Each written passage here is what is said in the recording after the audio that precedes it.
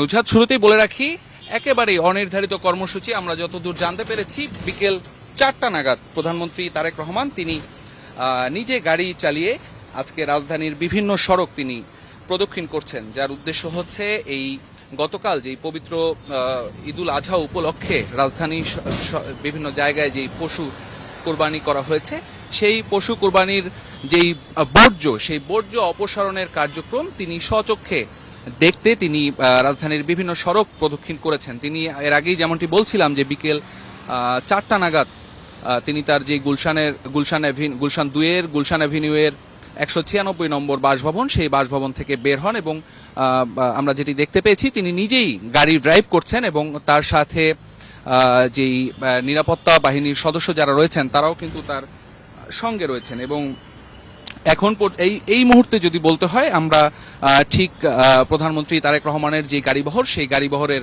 সঙ্গেই রয়েছি এবং তিনি এরই মধ্যে রাজধানীর গুলশান থেকে বের হয়ে একটু রুটটির কথা যদি বলি, তার গুলশান অ্যাভিনিউয়ের বাসা থেকে বের হয়ে গুলশান 1 নং সড়ক হয়ে প্রথমে হাতিরঝিল, রামপুরা রোড, মালিবাগের আবুল হোটেলের সামনে দিয়ে তালতলা মার্কেট থেকে বাসাবোর যেই সড়ক সেই সড়ক পথে তিনি প্রদক্ষিণ করেছেন এবং সেখান থেকে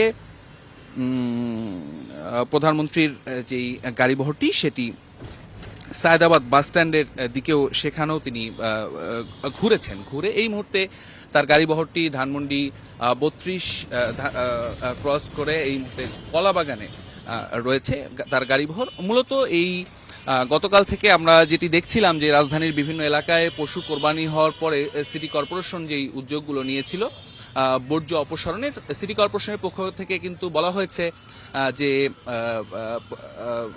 তারা যেই বর্জ্য অপসারণের যেই বিষয় আমরা একটু সরাসরি দেখানোর চেষ্টা করছি। আমরা রয়েছি প্রধানমন্ত্রী গাড়িবহরের সঙ্গে।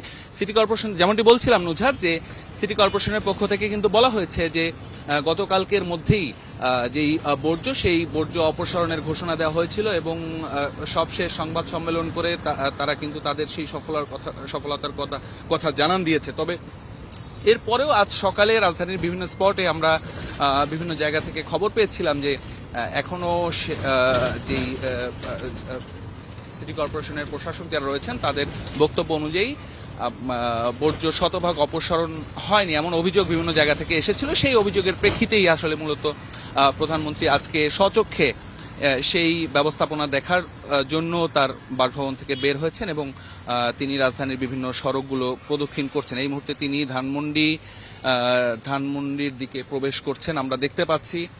নুজহাত, আপনিও হয়তো ছবিতে দেখতে পাবেন। তবে ধানমন্ডির দিকে তিনি প্রবেশ করছেন।